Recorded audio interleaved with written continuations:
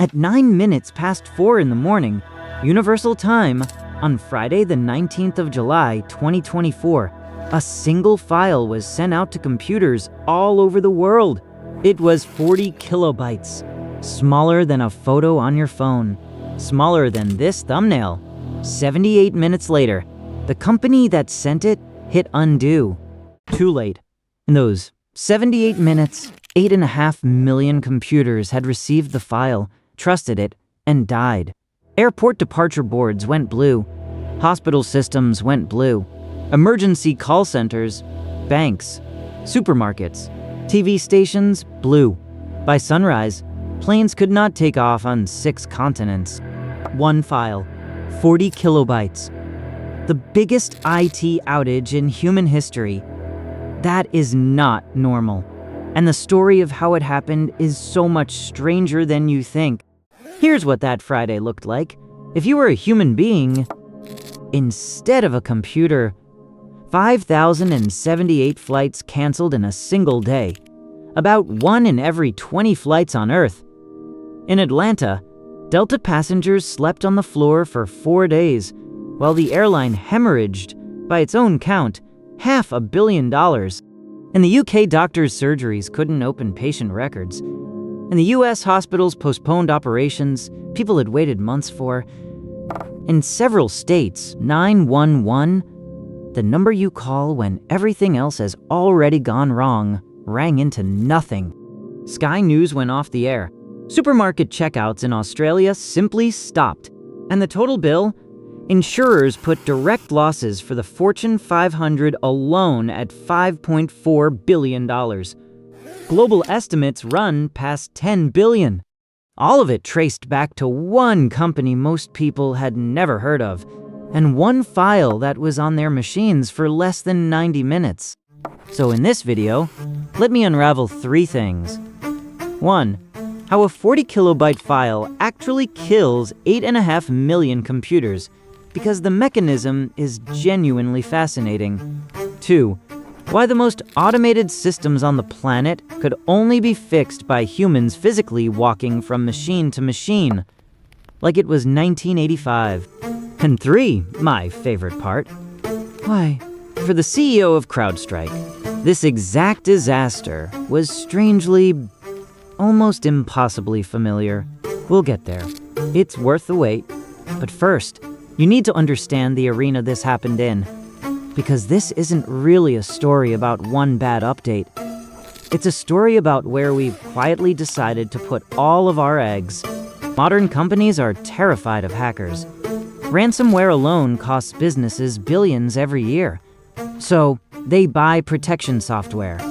And the industry leader, the name your IT department trusts, is CrowdStrike. Their product, Falcon, sits on the machines of nearly 300 of the Fortune 500. Airlines, hospitals, banks, governments, roughly 60% of the biggest companies in America, all running the same Guardian on their machines. Now, here's the part that matters. To catch hackers, security software can't just live in your computer like a normal app, out in the suburbs with Chrome and Spotify. It needs to see everything. So it moves into the kernel, the innermost core of the operating system, the throne room. Software in the throne room is all-powerful. It's also load-bearing. If a normal app crashes, you get an error message and move on with your life. If kernel software crashes, Windows does the only safe thing it can do. It stops everything. That's the blue screen of death. It's not a tantrum, it's a circuit breaker. So follow the chain. Tens of millions of machines. One security company, sitting in the most powerful, most dangerous seat in the operating system, on every machine. At the same time, every condition for a global catastrophe was already in place. It was just waiting for a trigger. And to be clear, CrowdStrike weren't cowboys. That's what makes this uncomfortable.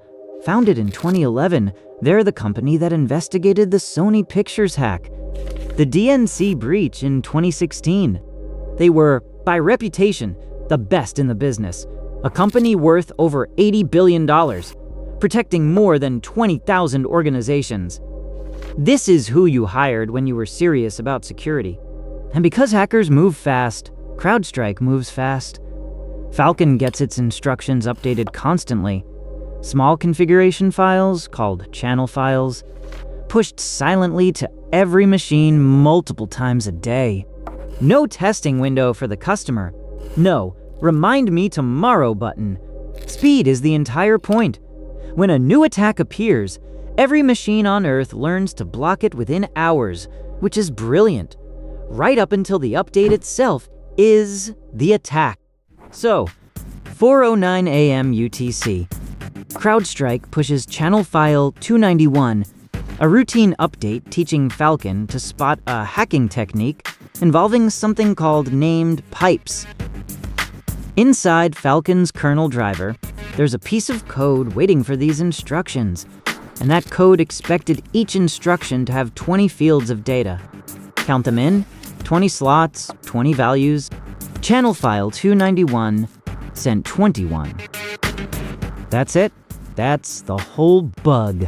The software reached for the 21st slot in a row that only had 20, grabbed at memory that didn't belong to it, and crashed.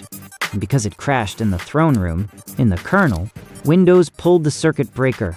Blue screen. Now, CrowdStrike had a safety net for exactly this. An automated validator that checks every channel file before it ships. But the validator had a bug of its own. It looked at file 291 and said, "Fine."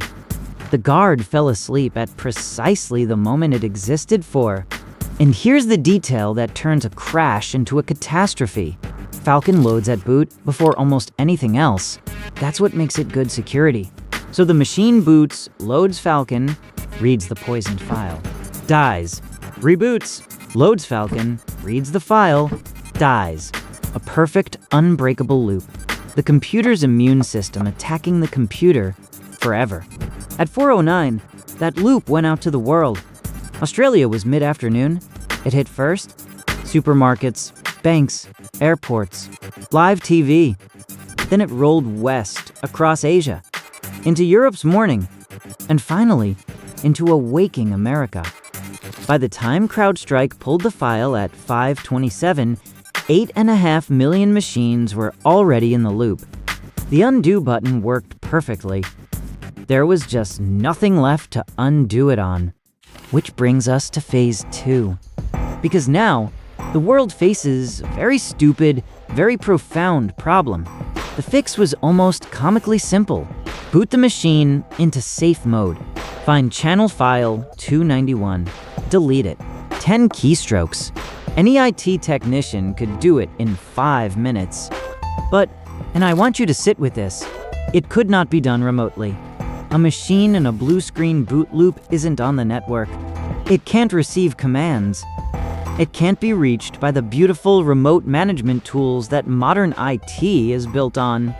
The whole outage was caused by how connected everything was, and it could only be fixed as if nothing was connected at all. So that Friday, the most sophisticated organizations on Earth sent human beings walking, row by row through office floors, gate by gate through airports, ward by ward through hospitals, rebooting machines one at a time, by hand. Delta had tens of thousands of individual computers to touch. Not update. Touch. And then it got worse. Many corporate laptops are encrypted with BitLocker, which demands a recovery key before you can enter safe mode. Where do companies keep their BitLocker recovery keys? On a central server. Running CrowdStrike. Also blue. The key to the cage was locked inside the cage. Some IT teams spent that weekend in genuinely absurd recursive loops, recovering the machine that held the keys to recover the machines. Weeks later, stragglers were still being found and fixed, one by one. Oh, and CrowdStrike's apology to the exhausted IT workers of the world? $10 Uber Eats vouchers, which were then auto-flagged by fraud detection and blocked. Of course they were. So who's actually to blame here? CrowdStrike published the autopsy and took the hit. The 21 fields, The sleeping validator, all of it. Their stock lost over 30% in days. Delta sued them for $500 million. CrowdStrike's lawyers fired back that Delta's own ancient IT turned a one-day outage into a 5-day meltdown. And awkwardly, other airlines recovered in hours, which rather supports the point. Microsoft, meanwhile, pointed at a 2009 agreement with European regulators that requires Windows to let security vendors into the kernel at all. The throne room door, they argued, is one they're legally required to leave unlocked. Apple, notably, had already evicted everyone from the Mac kernel years earlier. No Macs went down. But here's my honest read. Hunting for the one guilty party is missing the story. Nobody did anything unusual. A good company shipped a routine update through a normal process, and one extra data field switched off a measurable slice of human civilization for a weekend. The scary part isn't that the system failed, it's that the system worked exactly as designed, and the design concentrated that much power in one file. And there's always an irony to these stories. This one is almost too good. The CEO of CrowdStrike is George Kurtz. Rewind to April 2010. Kurtz is the chief technology officer of McAfee, the antivirus company. And that month, McAfee ships a routine update that misidentifies a core Windows file as a virus and deletes it. Machines around the world crash into reboot loops. Hospitals hit. Police departments hit. The fix has to be applied machine by machine, by hand. 13 years before the biggest IT outage in history, the same man was standing in the ashes of its dress rehearsal. In fact, part of the reason he founded CrowdStrike the following year was to build something better than the old antivirus model that had just blown up in his hands. He built the best security company in the world, and history didn't repeat because he ignored the lesson. It repeated because the entire industry, kernel access, silent updates, one vendor everywhere, kept the same shape, same failure, just 40 times bigger. Since that Friday, regulators have opened reviews.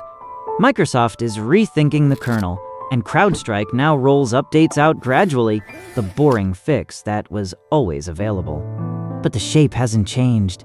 Half the world's critical machines still share a single guardian, and I keep a running list of systems like this. Single files, single companies, single cables that entire chunks of modern life quietly depend on.